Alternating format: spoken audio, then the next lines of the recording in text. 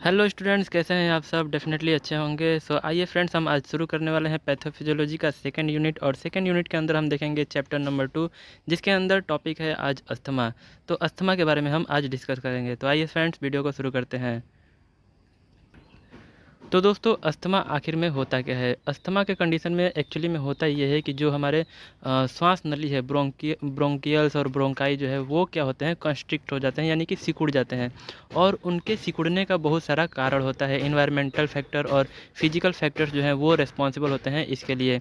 इसमें मेनली क्या होते हैं कि जो एयरवेज होते हैं, जो हवा पास करने वाली नली होती है, उसमें क्या होता है कि या तो इन्फ्लामेशन हो जाता है या फिर किसी वजह से जो है उनमें कंस्ट्रिक्शन यानी कि सिकुड़न हो जाता है, जिसके कारण जो हवा का आना जाना है उसमें रुकावट आने लगता है, जिसके कारण जो है हम लंग्स के थ्रू प्रॉपर एयर जो है वो रेस्पिरेशन नहीं कर पाते हैं। और जो है कि फिर ये इस तरह का कंडीशन डेवलप होने लगता है।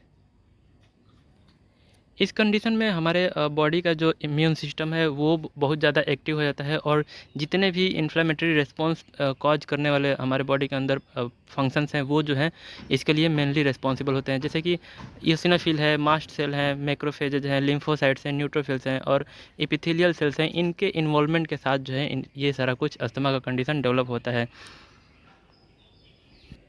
जैसा कि हम जानते हैं कि बहुत सारे फिजिकल और इन्वायरमेंटल फैक्टर इसके लिए रिस्पॉन्सिबल होते हैं। तो डिफरेंट डिफरेंट जो फिजिकल फैक्टर्स हैं या इन्वायरमेंटल फैक्टर्स हैं वो रिस्पॉन्सिबल होते हैं इसके लिए। जैसे कि कुछ इन्वायरमेंटल फैक्टर्स हैं जो हमारे मास्ट सेल को एक्टिवेट कर देते हैं, जिसके कारण जो है हमारे बॉडी के इंटरनल पार्ट में जो है इरिटेशन होने लगता है। और उस इरिटेशन को ठीक करने के लिए जो है बॉडी जो है इन्फ्लामेटरी रेस्पॉन्स शो करता है।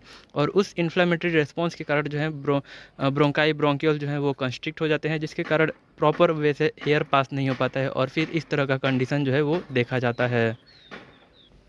कई बार ये कंडीशन जो है वो जेनेटिक होता है, लेकिन मोस्टली ये जो कंडीशन है वो इन्वायरमेंटल फैक्टर्स के कारण देखा जाता है। जैसे कि धूल, धुआं और बहुत सारे जो कण है उसके कारण जो है हमारे बॉडी के अंदर जो है इम्यून रिस्पॉन्स शो होने लगता है और उसके कारण फिर अस्थमा का कंडीशन देखा जाता है। कॉजेज़ की अगर हम बात करें तो यहाँ पे आप देख सकते हैं, सबसे पहला कॉजेज़ है इन्वायरमेंटल फैक्टर। डेफिनेटली बहुत सारे जो इन्वायरमेंटल फैक्टर्स हैं वो इसके लिए रिस्पॉन्सिबल होते हैं, जिसमें जो है जो भी इन्वायरमेंटल फैक्टर्स हैं, गैसेज हैं या कुछ धूल धुआं के पार्टिकल्स हैं, वो हमारे जो एयरवेज हैं उसमें जो है एयरवेज में जा करके वहाँ पे इरिटेशन कॉज करने लगते हैं, जिसके कारण जो है एलर्जी होने लगता है। और उस एलर्जी को रिस्पॉन्ड करने के लिए जो है हमारा बॉडी जो है वो इम्यून सिस्टम एक्टिवेट करके और वहाँ पे इन्फ्लामेटरी एक्शन शो करता है और उसके कारण जो है एयरवेज में रुकावट आने लगती है, जिसके कारण यह कंडीशन देखा जाता है। इसके अलावा अगर रेस्पिरेटरी ट्रैक्ट में किसी भी तरह का वायरल या बैक्टीरियल या फंगल इन्फेक्शन हो जाता है तो वो भी इसका कारण हो सकता है। साथ ही हैवी एक्सरसाइज भी इसका कारण होता है। इसके अलावा बहुत सारे जो डिजीज़ हैं, जैसे रिनिटीज है या फिर जीईआरडी है, गैस्ट्रो इसोफेगल रिफ्लक्स डिजीज़, तो इन सब डिजीज़ के कारण भी ये कंडीशन डेवलप हो सकता है। इसके साथ ही बहुत सारे ड्रग जैसे कि NSAIDs, non steroidal anti inflammatory drugs हैं, या आइबुप्रोफेन है, एसिटामिनोफेन है, नेप्रोक्सेन सोडियम है या फिर केटोप्रोफेन है, इस तरह के जो भी ड्रग्स हैं वो इसके लिए रिस्पॉन्सिबल हो सकते हैं या इसको कॉज कर सकते हैं। इसके अलावा स्ट्रेस, स्ट्रॉन्ग इमोशंस या फिर एमसी जो है या फिर बॉडी के अंदर हार्मोनल चेंजेस भी इसके कारण हो सकते हैं, क्योंकि जैसे कि हम जानते हैं कि ये हमारे बॉडी के अंदर इम्यून रिस्पॉन्स के कारण होता है। तो अगर हमारे बॉडी के अंदर किसी भी तरह का फिजियोलॉजिकल चेंजेज हो रहा है या हार्मोनल इम्बैलेंस हो रहा है तो फिर ये कंडीशन जो है वो शुरू हो सकता है। अब यहाँ पे आप देख सकते हैं कि कुछ इंडोर इन्वायरमेंटल फैक्टर्स हैं जिसके कारण जो है बॉडी के अंदर इरिटेशन हो सकता है और फिर वो इरिटेशन जो है वो कॉज कर सकता है इस तरह के कंडीशंस को। तो यहाँ पे आप देख सकते हैं, अगर आपके घर में कोई पेट है तो पेट से डेफिनेटली जो है उन पेट का जो है यूरिन है या फिर उनके हेयर्स हैं या फिर और सेलाइवा वगैरह है, तो उसके कारण जो है ये कंडीशन डेवलप हो सकता है। इसके साथ ही अगर घर में बहुत सारे धूल कण जो हैं होते हैं या फिर स्पाइडर के जो वो होते हैं, तो उसके कारण जो है या फिर कॉकरोच वगैरह के जो वेस्ट प्रोडक्ट्स हैं या फिर एनिमल, कोई डेड एनिमल है तो उसके कारण जो है ये देखा जा सकता है। इसके साथ ही मोल्ड यानी कि जैसे कि हम जानते हैं कि बहुत सारे जो फंगस हैं वो इसके लिए रिस्पॉन्सिबल हो सकते हैं। तो ये सारी चीज़ें जो है वो हम हमारे बॉडी के अंदर जो है इस तरह के कंडीशंस को डेवलप कर सकते हैं। साथ ही जो है आप देख सकते हैं यहाँ पे टोबैको स्मोक है या फिर वुड स्मोक है या फिर किसी भी तरह का स्मोक, धुआं वगैरह है अगर हम हमारे इन्वायरमेंट के अंदर, तो वो भी कारण हो सकता है इसका। इसके साथ ही बहुत सारे जो परफ्यूम है या फिर हेयर हेयर में लगाने वाला स्प्रे है, कोई लोशन है या फिर बहुत सारे कलरिंग एजेंट्स हैं, तो वो सारे जो है वो इसके लिए रिस्पॉन्सिबल हो सकते हैं। या फिर एयर फ्रेशनर है, इस एयर फ्रेशनर वगैरह है, तो वो जो है पेस्टिसाइड्स है, फ्यूम्स हैं, पेंट है, इन सब से जो भी स्मेल निकलती है, वो सारे जो है वो कारण हो सकते हैं अस्थमा के डेवलपमेंट का। ये इन सब चीज़ों के कारण जो है अस्थमा का कंडीशन वो डेवलप हो सकता है। इसके अलावा यहाँ पे आप देख सकते हैं बहुत सारे आउटडोर इन्वायरमेंटल फैक्टर्स जो हैं वो यहाँ पे दिए गए हैं, जिसके कारण जो है हमारे बॉडी के अंदर एलर्जिक रिएक्शंस हो सकते हैं, जो अस्थमा का कारण बन सकता है। इसके साथ ही बहुत सारे जो फूड हैं उसके थ्रू जो है हमारे बॉडी के अंदर रिएक्शंस होते हैं, इरिटेशंस होते हैं, वो रिस्पॉन्सिबल हो सकते हैं इस कंडीशन के लिए। और साथ ही जो है हमारे बॉडी का इम्यून सिस्टम जो है वो डेफिनेटली रिस्पॉन्ड करता है डिफरेंट डिफरेंट फूड के अगेंस्ट में। जैसे कि कई लोगों को दूध दूध से जो है एलर्जी होता है, या फिर कई लोगों को बहुत सारे और फूड जो चीज़ें हैं फूड वगैरह, तो उन सब के अगेंस्ट में जो है बॉडी अगर किसी भी तरह का कॉजेज के बेस पे जो अस्थमा है इसको दो भाग में डिवाइड किया गया है, इंट्रिंसिक अस्थमा और एक्सट्रिंसिक अस्थमा। इंट्रिंसिक अस्थमा जो है ये अक्सर जो है 40 साल की उम्र के बाद देखा जाता है, और अक्सर ये कंडीशन जो है वो एलर्जिक रिएक्शंस के कारण देखे जाते हैं। इसके अलावा इंट्रिंसिक अस्थमा जो है वो अक्सर जो है चाइल्डहुड यानी कि बचपन में देखा जाता है, और इसके जो कारण हैं वो भी एलर्जेंस ही होते हैं। अस्थमा के टाइप्स की अगर हम बात करें तो ये बहुत सारे तरह का होता है। तो यहाँ पे आप देख सकते हैं जो पहला टाइप है वो है एटोपिक अस्थमा। एटोपिक अस्थमा जो है ये अक्सर जो है इम्यूनोग्लोबुलिन ई के हाइपर सेंसिटिविटी के कारण देखा जाता है, और इस कंडीशन में क्या होता है कि जो भी एलर्जेंस हैं उसके कारण ये कंडीशन देखा जाता है अक्सर, और ये अक्सर जो है चाइल्डहुड में देखा जाता है, जिसमें जो अस्थमा का फैमिली हिस्ट्री है वो अक्सर जो है पॉजिटिव होता है, और जो स्किन टेस्ट होता है वो भी पॉजिटिव इसमें देखा जाता है। नेक्स्ट है नॉन एटोपिक अस्थमा। तो इस कंडीशन में क्या होता है, किसी भी तरह का एलर्जन जो है वो इसके लिए रिस्पॉन्सिबल नहीं होते हैं, या फिर कोई भी जो है फैमिली हिस्ट्री जो है वो इसके लिए रिस्पॉन्सिबल नहीं होता है। इसके साथ ही जब इसका स्किन टेस्ट करवाया जाता है तो वो जो है निगेटिव होता है। नेक्स्ट है ड्रग इंड्यूस्ड अस्थमा। तो डेफिनेटली जैसे कि हम जानते हैं कि बहुत सारे जो ड्रग हैं वो रिस्पॉन्सिबल होते हैं अस्थमा के लिए। तो ऐसे अस्थमा जिस कंडीशन ऐसा अस्थमा जो कि ड्रग्स के कारण डेवलप होता है, तो उन सबको हम बोलते हैं ड्रग इंड्यूस्ड अस्थमा। नेक्स्ट है ऑक्यूपेशनल अस्थमा। डेफिनेटली जो है बहुत सारे लोग डिफरेंट डिफरेंट जगह पे काम करते हैं, तो बहुत सारे जो लोग हैं ऐसे एरिया के अंदर काम करते हैं जहाँ पे बहुत सारा स्मोक होता है, धुआं होता है, धूल होता है, तो उसके कारण अगर कोई अस्थमा हो रहा है तो उसको हम ऑक्यूपेशनल अस्थमा बोलते हैं। नेक्स्ट है एक्सरसाइज इंड्यूस्ड अस्थमा। डेफिनेटली अगर कोई पर्सन है जो बहुत ज़्यादा एक्सरसाइज कर रहा है और उसके कारण अगर अस्थमा हो रहा है तो उसको हम बोलते हैं एक्सरसाइज इंड्यूस्ड अस्थमा। कई बार जो है बहुत सारे वेदर के चेंज होने के बहुत ज़्यादा कोल्ड या फिर बहुत ज़्यादा वार्म वेदर के होने के कारण भी ये कंडीशन देखा जा सकता है। ट्रिगर्स की बात करें, जैसे कि हम लोग देख रहे थे पहले ही कि बहुत सारे जो एलर्जेंस हैं वो इसके लिए रिस्पॉन्सिबल होते हैं। वायरल इन्फेक्शन जो है वो इसके लिए इसको कॉज करता है। साथ ही जो है फार्माकोलॉजिकल एजेंट्स जैसे कि बहुत सारे मेडिसिन जो है वो इसके लिए रिस्पॉन्सिबल होते हैं। एक्सरसाइज है, फिजिकल फैक्टर्स हैं, फूड है, एयर पोल्यूशन है, और इरिटेंट बहुत सारे जो हाउस होल्ड स्प्रे वगैरह हैं, परफ्यूम वगैरह हैं, तो उन सब के कारण हो सकता है। ऑक्यूपेशनल फैक्टर्स हैं, हार्मोनल फैक्टर्स हैं, गैस्ट्रोइंटेस्टाइनल रिफ्लक्स डिजीज़ है, या फिर स्ट्रेस है, ये सब जो है इसको कॉज करते हैं, अस्थमा के लिए रिस्पॉन्सिबल होते हैं। पैथोफिजियोलॉजी की अगर हम बात करें तो अस्थमा के कंडीशन में सबसे पहले जो है किसी भी एलर्जेंस के हमारे बॉडी के अंदर आने से, वो चाहे धूल हो, धुआं हो, मिट्टी का कण हो, या कोई भी बैक्टीरिया, वायरस, फंगस हो, या फिर कोई भी फैक्टर्स हो जिसके कारण जो है अस्थमा कंडीशन डेवलप हो सकता है, तो वो जैसे ही हमारे बॉडी के अंदर इंटर करता है, हमारे बॉडी के अंदर जो बीटा सेल्स हैं वो क्या काम करते हैं कि वो इम्यूनोग्लोबुलिन ई का जो है ई सेल्स को प्रोड्यूस करते हैं। क्या प्रोड्यूस करते हैं?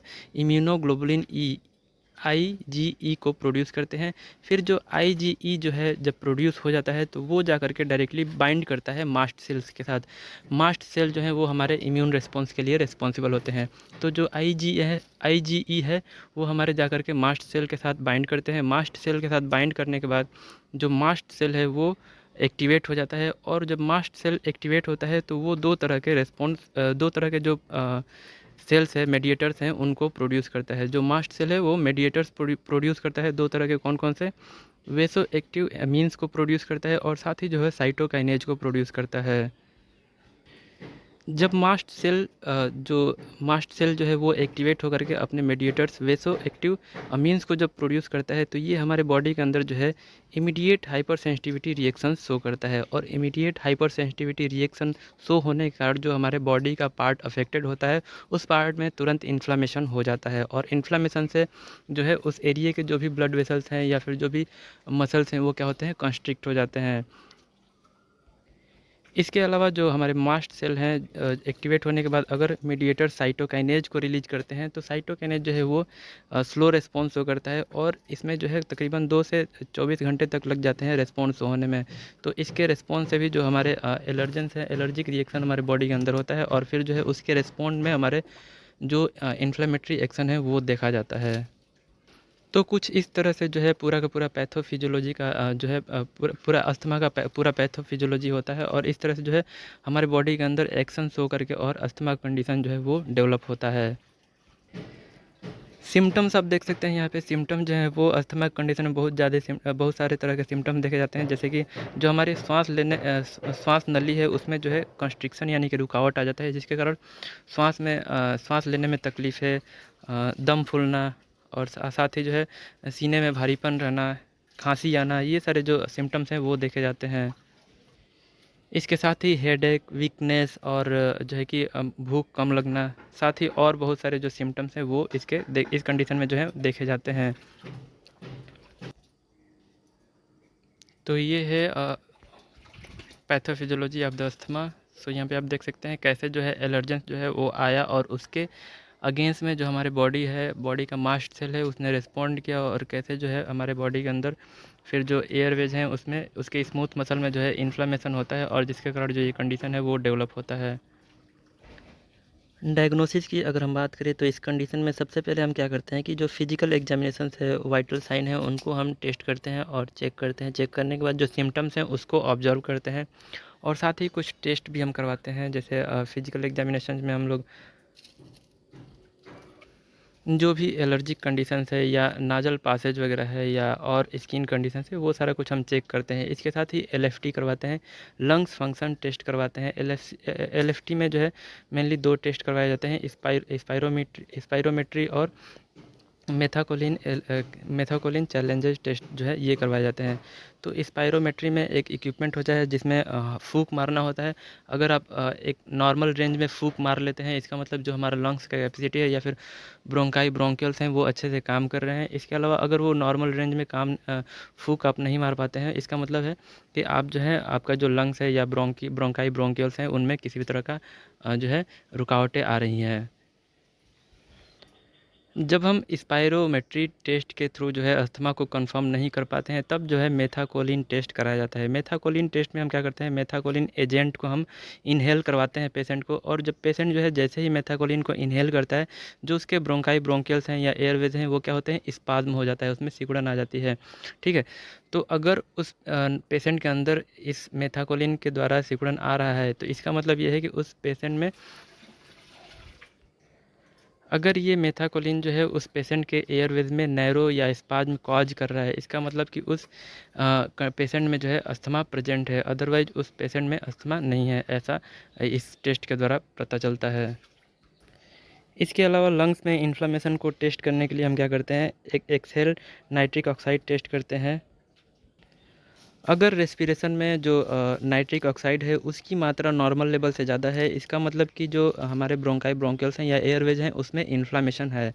अगर नॉर्मल रेंज से कम है नाइट्रिक ऑक्साइड, तो इसका मतलब कि जो हमारे लंग्स हैं या नॉर्मल रेंज में है, तो इसका मतलब जो हमारे लंग्स हैं या एयरवेज हैं वो क्या है, नॉर्मल हैं, उनमें किसी भी तरह का इन्फ्लामेशन नहीं है। इस टेस्ट के द्वारा हमें यही पता चलता है। इसके अलावा अगर हम जानते हैं कि कोई भी अस्थमा का कंडीशन किसी मेडिसिन के कारण या किसी और फैक्टर्स के कारण डेवलप हो रहा है, तो हम उसका क्या करते हैं, एलर्जी स्किन टेस्ट कर लेते हैं। इसमें हम क्या करते हैं, स्किन के कुछ हिस्से में जो है उस एलर्जन को रखते हैं और उस एलर्जन का रिस्पॉन्स हम जो है नोट करते हैं, देखते हैं। इसमें अगर उस एलर्जेंस के थ्रू हमारे स्किन के ऊपर किसी भी तरह का एलर्जिक रिएक्शंस हो रहा है या फिर जैसे कि ईचिंग हो रहा है, इरिटेशन हो रहा है या बम्प जो है वो बम्प्स का फॉर्मेशन हो रहा है, तो इसका मतलब जो है जो हमारा जो भी वो है एजेंट है वो क्या कर रहा है, इरिटेशन कॉज कर रहा है, जो हमारे बॉडी के अंदर जा कर के अस्थमा को डेवलप कर सकता है। चलिए अब बात करते हैं प्रिवेंशन की। तो प्रिवेंशन यहाँ पे आप देख सकते हैं, अगर हम जानते हैं कि किसी भी फैक्टर्स के कारण अगर हमको अस्थमा का कंडीशन डेवलप हो रहा है या हो सकता है, तो हम क्या करेंगे, उस कंडीशन से दूर रहेंगे। जैसे कि अगर हम किसी ऐसे एरिया के अंदर रहते हैं, इंडस्ट्रियल एरिया के अंदर रहते हैं जहाँ पे धूल और धुआं बहुत ज़्यादा होता है, तो अगर हम जानते हैं कि उसके कारण हमको अस्थमा का कंडीशन डेवलप हो सकता है, तो हम क्या करेंगे, उस एरिया से दूर रहेंगे।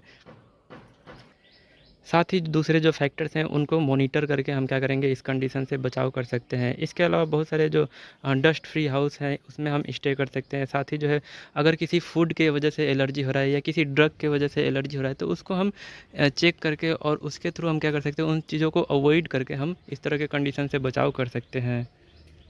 इसके साथ ही इन्फ्लुएंजा और निमोनिया जैसे कंडीशंस के वैक्सीनेशंस को लेकर के हम इस कंडीशन से बचाव कर सकते हैं।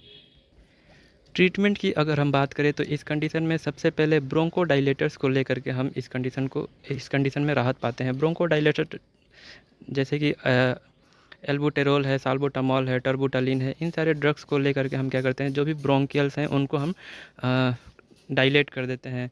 जो भी कंस्ट्रिक्ट हुए हैं उनको डायलेट कर देते हैं, जिससे कि जो एयर पासेज है वो आसानी से हो पाता है और फिर जो है बॉडी के अंदर जो भी ऑक्सीजन है उसकी सप्लाई प्रॉपर अच्छे तरीके से होती है। नेक्स्ट है एंटी कोलिनर्जिक एजेंट, डेफिनेटली जो इप्राट्रोपियम है और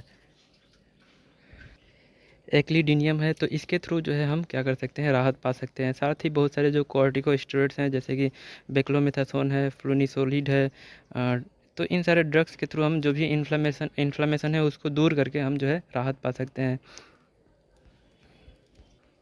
साथ ही monoclonal antibody, biological response modifiers जैसे कि ओमालीजुमाब वगैरह को लेकर के हम इस कंडीशन में राहत पा सकते हैं। साथ ही ल्यूकोट्राइन्स रिसेप्टर एंटागोनिस्ट जो हैं वो मोन्टेलुकास्ट वगैरह और जाफेरलुकास्ट वगैरह को लेकर के हम इस कंडीशन में राहत पा सकते हैं। इसके अलावा मास्ट सेल स्टेबलाइजर जैसे कि क्रोमोलिन है या फिर नेडोक्रोमिल है, ये सब लेकर के हम इस कंडीशन को ठीक कर सकते हैं। तो ये था अस्थमा का पैथोफिजियोलॉजी।